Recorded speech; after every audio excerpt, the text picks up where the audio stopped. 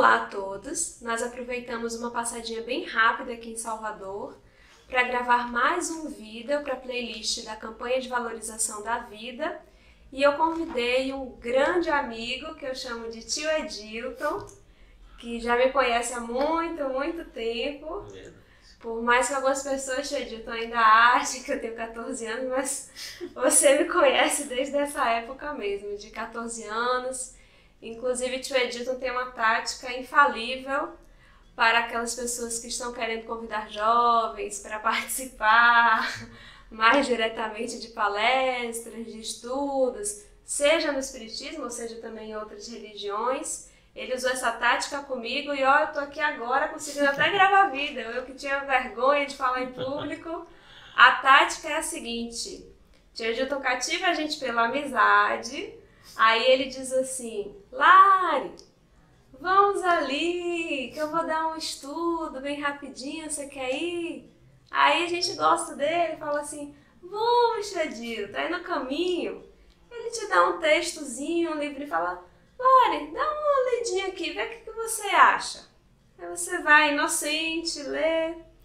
Ah, Tio Edilton, eu entendi isso. Ah, que bacana. Então, quando a gente chegar lá, você fala isso que você entendeu, assim, desse mesmo jeito. Aí um dia você fala 1 minuto, no outro dia 2, no outro dia 3, daqui a pouco já falou meia hora. Várias pessoas já caíram nessa tática de Tio Edilton e estão dando palestra por aí até hoje. Então, recomendo. Muito obrigada, Tio Edilton, por aceitar participar aqui conosco. O Tio Edilton, ele é médico. E ele também faz várias atividades como espírita, tanto da parte social, de evangelização. Ele foi um dos meus evangelizadores já, assim, algumas vezes. E aí a primeira pergunta que a gente até já contou antes aqui para ele é mais pessoal, seria assim: como ele, na vida dele, encontrou o sentido da própria existência, tanto para trabalhar como médico, profissionalmente. E também, na hora, no campo religioso, às vezes a gente pode ter uma religião e ter um dia específico para se dedicar. Mas eu sei que no seu caso, desde muito cedo, a religião tomou ali um campo bem expressivo da vida. Então eu queria saber um pouco como isso aconteceu, se desde cedo você falou assim: não, eu quero que a religião tenha um campo grande da minha vida, a profissão também, ou se isso foi acontecendo. Como que o seu sentido da vida foi encontrado? É um grande prazer atender a este convite da nossa querida Larissa, inclusive pelo próprio tema, que é um tema atual, que se refere à prevenção do suicídio. O suicídio pode ser considerado uma falha grave do ser humano, justamente para aquele ser humano que não encontrou um sentido para a sua vida. De minha parte, eu acredito que todo ser humano chega à Terra trazendo uma tarefa que ele assumirá ao longo da sua existência.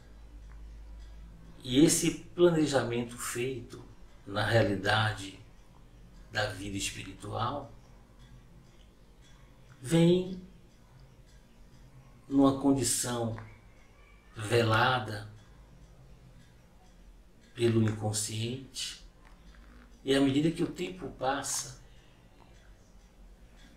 as coisas vão se arrumando no ambiente familiar, em primeiro lugar, em seguida no ambiente social, que se vai ampliando aos poucos, e ele vai descobrindo o que é que veio fazer aqui na Terra. Naturalmente, quando esse ser humano está na fase infantil, na pré-adolescência e mesmo na adolescência, ele não tem muito claro em sua mente que tarefa é essa que veio realizar. Só bem mais tarde, quando ele se torna adulto e já está se encaminhando para esta ou aquela profissão. E então ele vai refletindo sobre o passado e vai percebendo que tudo obedeceu a uma estratégia sutil dos planejadores da nossa existência atual para que nós possamos cumprir esta tarefa para a qual ele foi programado.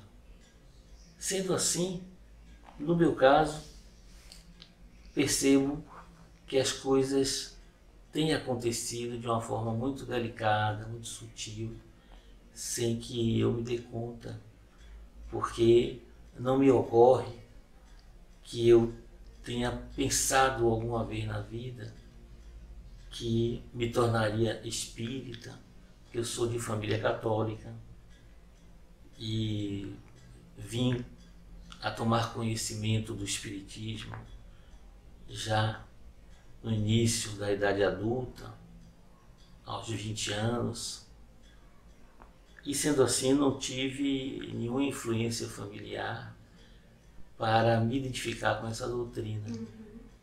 Mas quando eu tomei conhecimento do espiritismo e passei a participar das atividades espíritas, ficou mais claro para mim que, de fato, nada em nossa existência aqui na Terra acontece por acaso.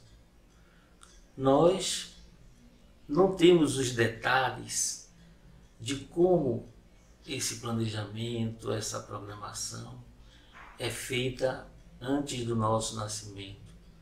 Mas o fato é que, à medida que o tempo vai passando e que você vai fazendo as escolhas, muitas delas você vai sendo levado a escolher esse ou aquele caminho para que a sua tarefa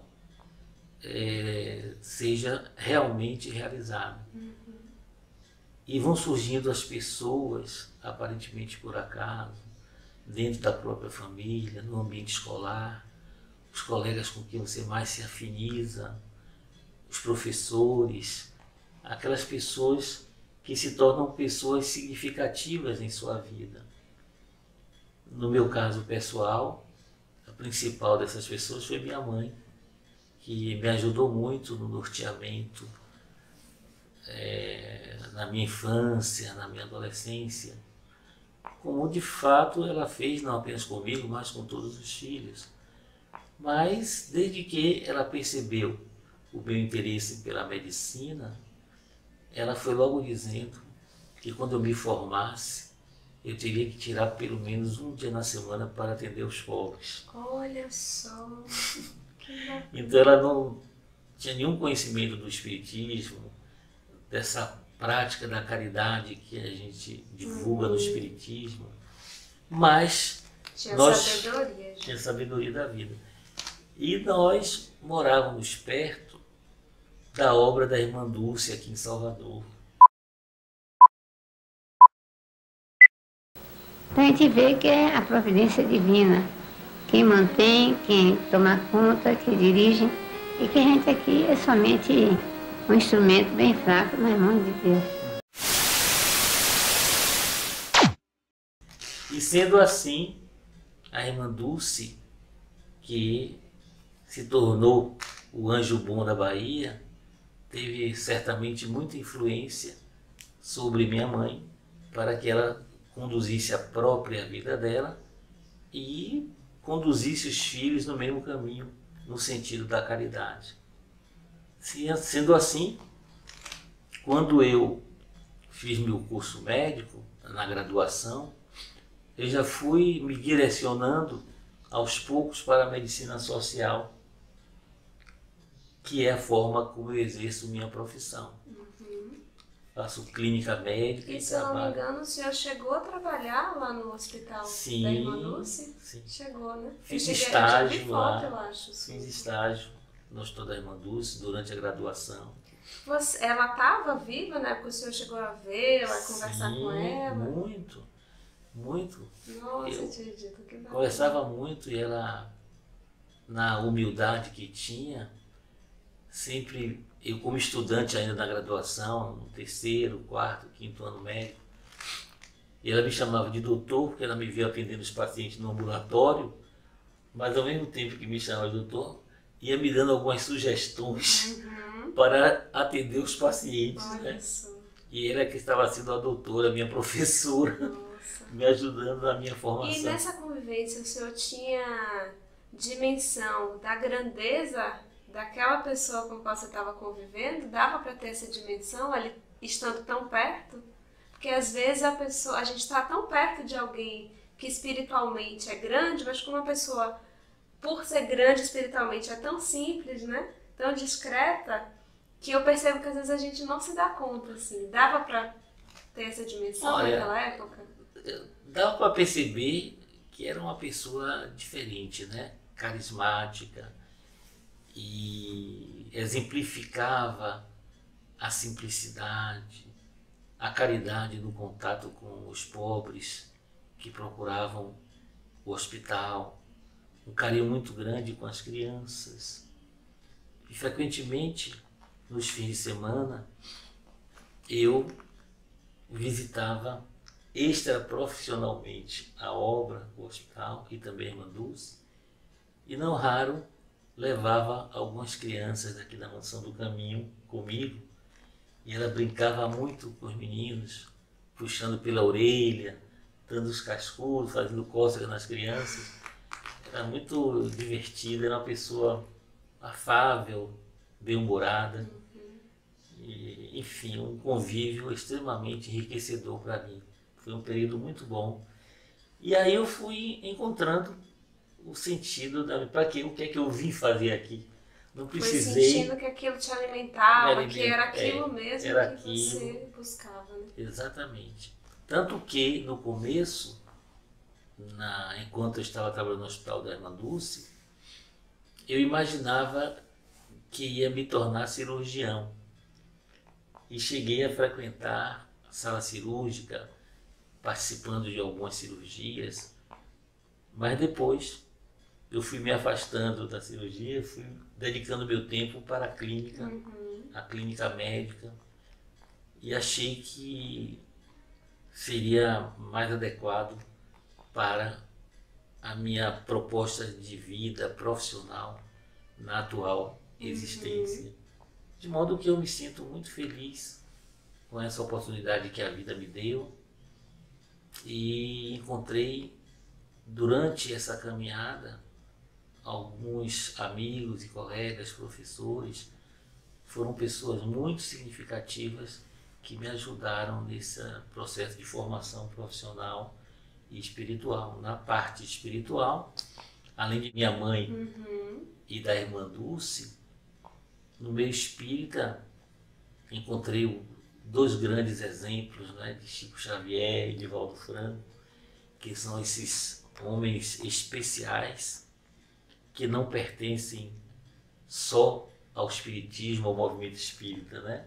Com certeza. São pessoas universais pelos valores tão grandiosos que eles exemplificou no caso Chico Xavier, e Divaldo ainda exemplifica, servindo de combustível e de estímulo para todos nós.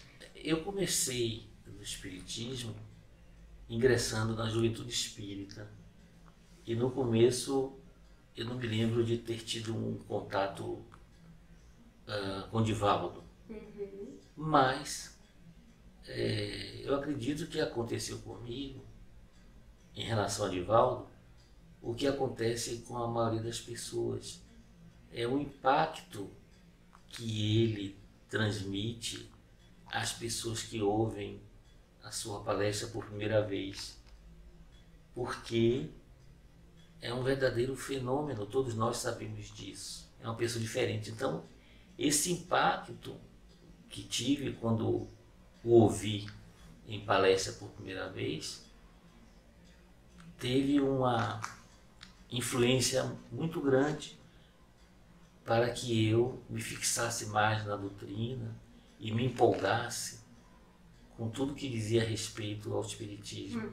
Tanto que isso certamente me ajudou também a não ser apenas um frequentador da casa espírita.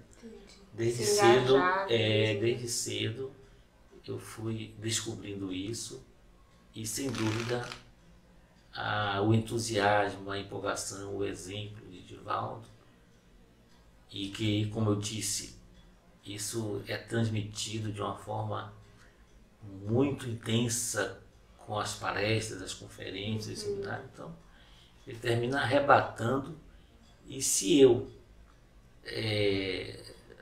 não estava no começo tão entusiasmado assim, ele terminou me arrebatando também. Sei como é isso. Para que eu me dedicasse às tarefas que hoje me dedico. Aí uma segunda pergunta seria em relação aos momentos assim, de provação, de desafios. A gente sabe que mesmo estando engajado numa religião, seja o Espiritismo, seja uma outra religião, mesmo estando motivado com as atividades que a gente realiza, tendo encontrado o sentido da nossa vida nessas atividades, os baques da vida vêm para todos, né? E aí eu queria saber de que forma o conhecimento espírita, as experiências que você já teve, tanto no campo profissional, com a irmã Dulce, com o tio Divaldo, com o Chico, de que forma toda essa bagagem te ajuda nos momentos de provação, de desafios, de dificuldades, tanto que já passaram, tantos que ainda hoje você encontra pela frente. Concordo com você quando diz que todo ser humano, cedo ou tarde, experimenta em sua trajetória existencial alguma situação de aflição, de sofrimento, de perturbação. E, de minha parte, até hoje, eu me considero uma pessoa, de certo modo, privilegiada, porque com a saúde física nunca tive nenhum problema muito grave que exigisse alguma cirurgia, algum internamento, enfim, algum procedimento terapêutico mais especializado.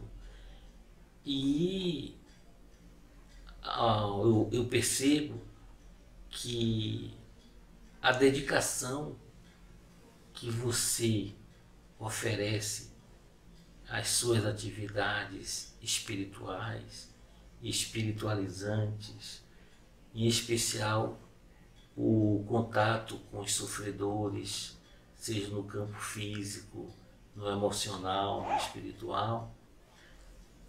Esse contato, se é feito com amizade, com ternura, com um verdadeiro sentido de empatia, de solidariedade, tudo isso vai, no seu conjunto, lhe fortalecendo nesses valores que a religião espírita nos oferece. E eu penso que a dedicação à causa espírita e o amor ao próximo, através da prática da caridade, da solidariedade, da fraternidade, isso por si só já representa um grande sentido para a vida de qualquer um de nós. Mesmo com todos os percalços, mesmo com todas as aflições, as provações, as dificuldades, nós devemos manter essa irrestrita confiança em Deus.